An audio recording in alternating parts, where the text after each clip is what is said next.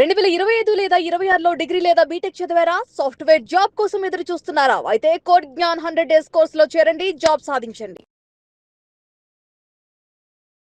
నేను సునీల్ కుమార్, భూచట్టాల నిపుణు, న్యాయవాది, నల్సారి విశ్వవిద్యాలయంలో అనుబంధ ఆచార్యులుగా పనిచేస్తున్నాను. భూమి ఉన్న ప్రతి వాళ్ళు ఒకసారి తప్పకుండా చేయవలసిన పని గురించి మాట్లాడతాను. ఇప్పుడు మనం ఎట్లయితే సంవత్సరానికి 2 నెలలకు ఒకసారి ఆరోగ్య పరీక్షలు చేసుకుంటామో, భూములకు ఎట్లయితే భూసార పరీక్షలు చేస్తామో, అంతకంటే కీలకమైన పరీక్ష భూమిపై హక్కులకు సంబంధించి. ఎవరెవరికైతే భూమి ఉంటుందో, భూమి ఉన్న వాళ్ళందరూ ఒక్కసారన్నా భూమి హక్కుల పరీక్ష చేసుకోవాలి. ల్యాండ్ రైట్స్ టెస్ట్ అంటాం. అంటే మీ హక్కులు భద్రంగా ఉన్నాయా లేదా తెలుసుకోవడానికి పనికొస్తుంది ఈ పరీక్ష. అంతేకాదు, మీ హక్కులు భద్రంగా ఉన్నా సరే ఈ పరీక్ష కోసం మీరు ఏదైతే కాగితాలు పోగేస్తారో ఎప్పటికైనా ఈ భూమి ఉన్నంతకాలం, ఆ భూమి మీ చేతిలో ఉన్నంతకాలం ఆ హక్కులు కాపాడడానికి ఈ రికార్డులే మీకు ఉపయోగపడతాయి. దురదృష్టం ఏంటంటే అంత లోతుగా చూడకుండానే భూములు కొనుగోలు చేసుకోవటంలో, భూమి వచ్చిన తర్వాత అనుభవిస్తున్నాం కదా ఇంకేం కాదులే అనే ఒక భావనలోనే ఎక్కువ మంది ఉన్నారు. అలాంటి భావన ఇప్పుడు సరైనది కాదు. ఒకప్పుడు భూమి ఉంటే చాలు, కానీ ఇప్పుడు భూమితో పాటు భూమికి కాగితాలు ఉంటే తప్ప ఆ భూమి నుంచి లబ్ధి పొందలేని పరిస్థితి.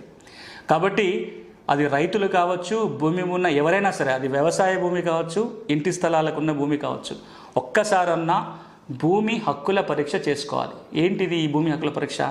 ఇది మీరు ఎక్కడికో ఆఫీసులకు పోయో ల్యాబులకు పోయో చేసుకునే పరీక్ష ఏం కాదు. మీరే చేసుకోగలిగే ఒక అతి సులభమైన పరీక్ష. ఈ పరీక్ష చేసుకోవాలంటే ముందు మీరు కొన్ని కాగితాలు మీ భూమికి సంపాదించి దగ్గర పెట్టుకోవాలి. ఆ కాగితాలు ఏంటో ముందు వివరిస్తాను. ఆ తర్వాత పరీక్ష ఎట్లా చేసుకోవాలో చెప్తా. ఏం కావాలి కాగితాలు? వ్యవసాయ భూమి అయినట్లయితే అది వ్యవసాయ భూమి అయినా, ఇప్పుడు ఇంటి స్థలం అయి ఉండొచ్చు, ఒకప్పుడు అది వ్యవసాయ భూమి ఉండి ఉంటుంది. అలాంటి వ్యవసాయ భూములు ఏవైనా సరే ఒక 4-5 ముఖ్యమైన కాగితాలు సేకరించాలి.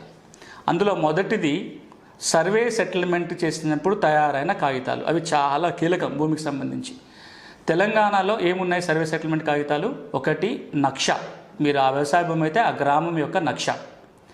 మీ భూమికి సంబంధించిన టీపన్, అంటే ఆ భూమి యొక్క కొలతల పుస్తకం, ఆ భూమి యొక్క కొలతలు చెప్పే ఒక మ్యాప్ ఉంటుంది. దాన్నే టీపన్ అంటాం, లేదా టిప్పన్. ఈ టీపన్ తీసుకోవాలి. దాంతోపాటుగా ఆ భూమికి సెటిల్మెంట్ చేసినప్పుడు తయారైన సేత్వార్ అనే రికార్డు ఉంటుంది. ఆ భూమిలో ఎంత విస్తీర్ణం ఉంటుంది, భూమి ప్రభుత్వ భూమా, పట్టా భూమా, అప్పుడు పట్టాదారు ఎవరు, ఈ వివరాలన్నీ చెప్పే అతి కీలకమైన రికార్డు సేత్వార్.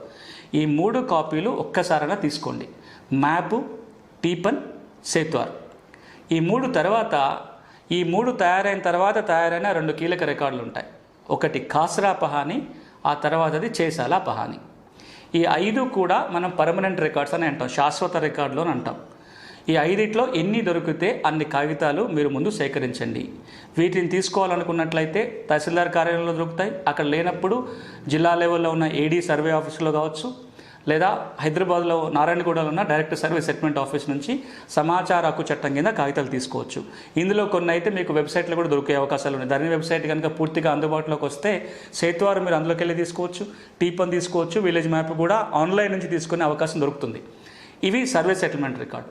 దీంతో పాటుగా భూ యజమానుల రికార్డు ఒకటి ఉంటుంది, అదే 1B రిజిస్టర్. దీన్ని ఆన్లైన్లో తీసుకోవడానికి అవకాశం దొరుకుతుంది. ధరణి వెబ్సైట్లో ఉంటుంది, లేదంటే తహసీల్దార్ కార్యాలయం నుంచి కూడా మన 1B నకలు తీసుకోవచ్చు. ఇక దీంతో పాటుగా మన రిజిస్ట్రేషన్ డిపార్ట్మెంట్ నుంచి ఒక 2 కాగితాలు తీసుకోవాలి. ఒకటి ఎన్కంబరెన్స్ సర్టిఫికేట్. వాళ్ళు నిర్వహించే ఒక రిజిస్టర్లోకి వెళ్ళి ఎప్పుడెప్పుడు ఏ కొనుగోలు జరిగినాయనే ఒక రికార్డు మనకి ఇస్తారు. 12 ఏళ్ళదో 30 ఏళ్ళదో రికార్డు తీసుకోవచ్చు. దీంతో పాటుగా నిషేధిత భూముల జాబితా అని ఒకటి ఉంటుంది, ప్రొహిబిటెడ్ ప్రాపర్టీస్ లిస్ట్. దీన్నే సెక్షన్ 22A లిస్ట్ అంటారు. ఏ భూములనైతే రిజిస్ట్రేషన్ చెయ్యకూడదో ఆ జాబితా ఉంటుంది. దురదృష్టవశాత్తు పట్టా భూములు కూడా అలా చేరిపోయిన సందర్భం ఉంటుంది. కాబట్టి మీ భూమికి సంబంధించి ప్రొహిబిటెడ్ ప్రాపర్టీ లిస్ట్లో ఉందా లేదా చూసుకొని ఆ లిస్ట్ కూడా తీసుకోవాలి. ఇది రిజిస్ట్రేషన్ డిపార్ట్మెంట్ నుంచి తీసుకోవాల్సిన రికార్డు. ఇక అది కనుక ఇంటి స్థలం అయి ఉన్నట్లయితే అది లోకల్ బాడీస్ నుంచి, పంచాయతీ అయితే పంచాయతీ, మున్సిపాలిటీ అయితే మున్సిపాలిటీ దగ్గర ఉండే ప్రాపర్టీ రిజిస్టర్లో ఎవరి పేరు రాస్తుందో ఆ ప్రాపర్టీ రిజిస్టర్ యొక్క సర్టిఫైడ్ కాపీ తీసుకోవాలి. ఇవి మీరు పోగేయాల్సిన కాగితాలు. ఇవి దగ్గర పెట్టుకోండి. ఇప్పటికే మీ దగ్గర ఉన్న కాగితాలు తీసుకోండి. అవి లింక్ డాక్యుమెంట్లు కావచ్చు, మీ దగ్గర ఉన్న పాత పహానీలు కావచ్చు, లేకపోతే పాస్బుక్, టైటిల్ డీడ్ కావచ్చు, ఇప్పుడు ఇస్తున్న ఒక పుస్తకం కావచ్చు, ఇవన్నీ దగ్గర పెట్టుకోండి. ఈ కాగితాలు ముందేసుకొని 4-5 అంశాలు పరిశీలించి చూసుకోవాలి. ఏంటి ఆ 4-5 అంశాలు? మొట్టమొదటిది, మీ భూమి చిరునామా ఏంటి?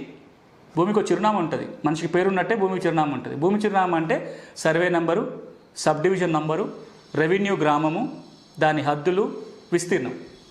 ఇది భూమి చిరునామా. ఈ భూమి చిరునామా అన్ని రికార్డులు ఒకేలాగా ఉండాలి. మీ సర్వే నెంబరు సేత్వాల్లో అదే ఉండాలి, 1Bలో అదే ఉండాలి, పహానీలో అదే ఉండాలి, మీకున్న పాస్ పుస్తకం టైటిల్ కూడా అదే ఉండాలి.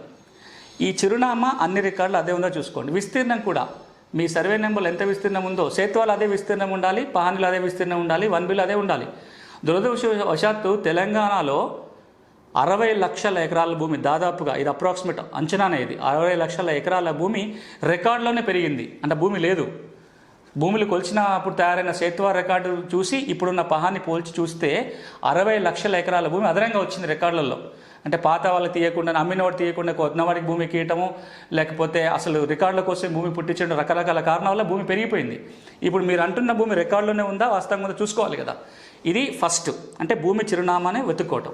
2, భూమి క్లాసిఫికేషన్, అంటే స్వభావం ఏంటో చూడాలి. ప్రభుత్వ భూమా, పట్టా భూమా, ఇనామా, అసైన్మెంటా, లేకపోతే ఫారెస్టా, ఇది ఏ కేటగిరీ కింద వస్తుందనేది చూడాలి.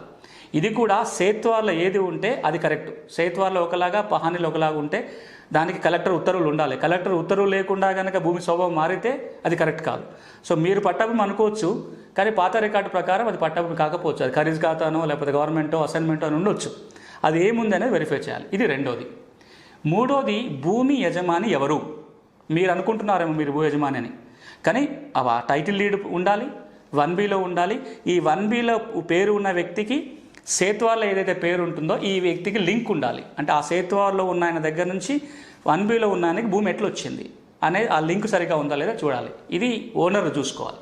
ఇక 4వది, ఎవరి స్వాధీనంలో ఈ భూమి ఉంది అని వెరిఫై చేయాలి. అది పహానీలో సాగుదారి కాలంలో ఎవరి ఉంది, ఫీల్డ్లో ఎవరు ఉందో చూసుకోవాలి. ఇవన్నీ చూసిన తర్వాత నెక్స్ట్ చేయాల్సింది ఏంటంటే, ఇప్పుడు మీకు సమస్య ఏది ఉందో అర్థమైపోతుంది. ఇవన్నీ పరిశీలిస్తే భూమికి ఏం సమస్య ఉందో మీరు రాయండి. ఈ భూమికి 76 రకాల సమస్యలు ఉండే అవకాశం ఉంటుంది. ఇందులో ఏదో ఒకటో, 2, 3 మీకు సమస్యలు ఉండొచ్చు. దాన్ని ఐడెంటిఫై చేయండి. మీకు చిన్న ఉదాహరణ చెప్తాను. మీరు సమస్య లేదని మీరు అనుకుని ఉండొచ్చు, కానీ మీరు ఎప్పుడైనా మీ నిషేధిత భూముల జాబితా చూసుకున్నారా? చాలాసార్లు ఈ సందర్భంగా చెప్పినప్పుడు మీకు పట్టాభూమే మీరు అనుకుంటున్నారేమో, అది నిషేధిత జాబితాలో ఉంటే ఇప్పుడు సమస్య కాకపోవచ్చు. రేపు పొద్దున మీరు రిజిస్ట్రేషన్ పోయినప్పుడు వాళ్ళు రిజిస్ట్రేషన్ చేయరు. ఇంకోసారి పాస్బుక్ కావాలని రాదు, ఎందుకంటే అది రిజిస్ట్రేషన్ జరగకూడదు కాబట్టి. చాలామందికి విషయం చూసుకోలేదు. అది చూసుకోవడం చాలా సులభం. మీరు దానికి సబ్ రిజిస్ట్రార్ కార్యాలయానికి పోవాల్సిన పని లేదు. మీ చేతిలో కనుక ఒక స్మార్ట్ ఫోన్ ఉంటే దీంట్లో రిజిస్ట్రేషన్ వెబ్సైట్ ఒకటి ఉంటుంది. మీరు గూగుల్లోకి వెళ్ళి తెలంగాణ రిజిస్ట్రేషన్ టైప్ చేస్తే ఒక సైట్ ఓపెన్ అవుతుంది. IGRS తెలంగాణ రిజిస్ట్రేషన్ వాళ్ళ వెబ్సైట్ ఓపెన్ అవుతుంది. ఆ వెబ్సైట్లోకి వెళ్తే కింద క్రాస్ మార్కు, దాని పక్కన ప్రొహిబిటెడ్ ప్రాపర్టీస్ అని రాసి ఉంటుంది. ఆ లిస్టులోకి వెళ్ళి మీరు జిల్లా, మండలం, రెవెన్యూ గ్రామం సెలెక్ట్ చేసుకొని సర్వే నెంబర్ వైజ్ అని క్లిక్ కొట్టారనుకోండి, మీ ఊళ్ళో ఉన్న నిషేధిత జాబితాలో నెంబర్లన్నీ వచ్చేస్తాయి. మీ నెంబర్ ఉందో లేదో చూసుకోండి. ఈ వెరిఫికేషన్ చేసుకుంటే మీకు 76 రకాల సమస్యలు ఏది ఉందా అనేది మీకే తెలిసిపోతుంది. ఇది మీరే చేసుకోగలుగుతారు. ఇందులో కనుక సమస్య ఉంది అని తేలితే అప్పుడు మీకు ఇంకొక 2 స్టెప్స్ చేయాలి. దానికి కొంత న్యాయ పరిజ్ఞానం ఉన్న వాళ్ళు, చట్ట పరిజ్ఞానం ఉన్న వాళ్ళు మాత్రమే చెప్పగలుగుతారు. లాయర్ దగ్గరికి వెళ్ళాలి, లేదా రెవెన్యూ పరిజ్ఞానం ఉన్న వ్యక్తికి వెళ్ళాలి. వాళ్ళు ఏం చేయాలి, ఈ సమస్య ఏ చట్టం పరిధిలోకి వస్తుంది, ఎవరి దగ్గరికి వెళ్ళాలి పరిష్కారానికి అనేది మీరు తెలుసుకుంటే ఆ సరి అయిన చోటకే పరిష్కారానికి వెళ్ళాలి. ఎంఆర్ఓ కాంపిటెంట్ ఆఫీసర్ అయితే ఎంఆర్ఓ దగ్గరికి వెళ్ళాలి. ఎంఆర్ఓ దగ్గరికి వెళ్ళకుండా ఇంకెన్ని చోట్ల వెళ్ళినా ఎంఆర్ఓ దగ్గరికి వెళ్ళకపోతే సమస్యకు పరిష్కారం దొరకదు. కాబట్టి ఏ చట్ట పరిధిలో సమస్య ఉంటుంది, ఏ వ్యక్తి దగ్గరికి, ఏ అధికారి దగ్గరికి, ఏ కోర్టుకు వెళ్ళాలని తెలుసుకొని మీరు పరిష్కారం చేసుకుంటే ఈ మొత్తం కార్యక్రమం చేయడానికి కాగితాలతో మీకు అయ్యే ఖర్చుకు 500 రూపాయలు, 1000 రూపాయలు ఒక సర్వే నెంబర్కి అవుతుంది. 2-3 సర్వే నెంబర్లు ఉంటే 2-3 వేల రూపాయలు ఈ కాగితాలకి, ఈ పనికి ఖర్చు అవుతుంది. కానీ ఇది చేయటం వల్ల లక్షల కోట్ల విలువ చేసే మీ భూముల్ని కాపాడుకోవడానికి ఇది చాలా ఉపయోగపడుతుంది. మనం ఎప్పుడు దీన్ని నెగ్లెక్ట్ చేస్తాం. భూమి ఉంది కదా, ఎక్కడికి పోతాను ఒక అభిప్రాయంలో బతికేస్తున్నాం. కానీ ఈరోజు నా పరిస్థితి లేదు. భూముల విలువలు పెరిగాయి, భూమి మీద ఒత్తిడి పెరిగింది, కాగితాలు చాలా కీలకమైన దశకు వచ్చాం. కాబట్టి ఈ పరీక్ష చేసుకోండి. చివరికి ఒక మాట చెప్తా, ఈ ల్యాండ్ రైట్స్ టెస్ట్నే చట్టం భాషలో టైటిల్ డ్యూ డెలిజెన్స్ అంటాం. అంటే టైటిల్ బాగుందా లేదా వెరిఫై చేయటం. ఇది మీరు ఒక ప్రొఫెషనల్ లాయర్ దగ్గరికి వెళ్ళి చేయించుకుంటే 100 రూపాయల నుంచి 1000 రూపాయల వరకు కూడా ఖర్చు అవుతాయి.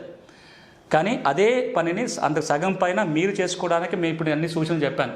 ఈ పరీక్ష కనుక చేసుకొని చూడండి, ఆ మేలేంటో మీకే అర్థమైపోతుంది. ఒక రైతుల పక్షపాతిగా, భూ సమస్యలపైన 15 ఏళ్ళుగా పనిచేసే వ్యక్తిగా నా సలహా ఏంటంటే, ఒక్కసారన్నా రైతులందరూ ఈ పరీక్ష చేసుకోవాలి. ఆ విధంగా అందరూ కృషి చేయాలి. అగ్రికల్చర్ డిపార్ట్మెంట్ కావచ్చు, రెవెన్యూ డిపార్ట్మెంట్ కావచ్చు, రైతుల కోసం పనిచేసే అందరూ ఆలోచించాలి. రైతు కుటుంబాలలో చదువుకున్న వాళ్ళందరూ కూడా మీ భూములకు సంబంధించి ఒక్కసారి మీ ఊరు వెళ్ళినప్పుడు ఈ టెస్ట్ అంతా చేయండి. చేస్తే కనుక సమస్యలు బయటపడతాయి. ఇది రైతులకు మాత్రమే కాదు, భూమి ఉన్న ప్రతి వాళ్ళు ఈ టెస్ట్ చేసుకుంటే బాగుంటుంది. Thank you.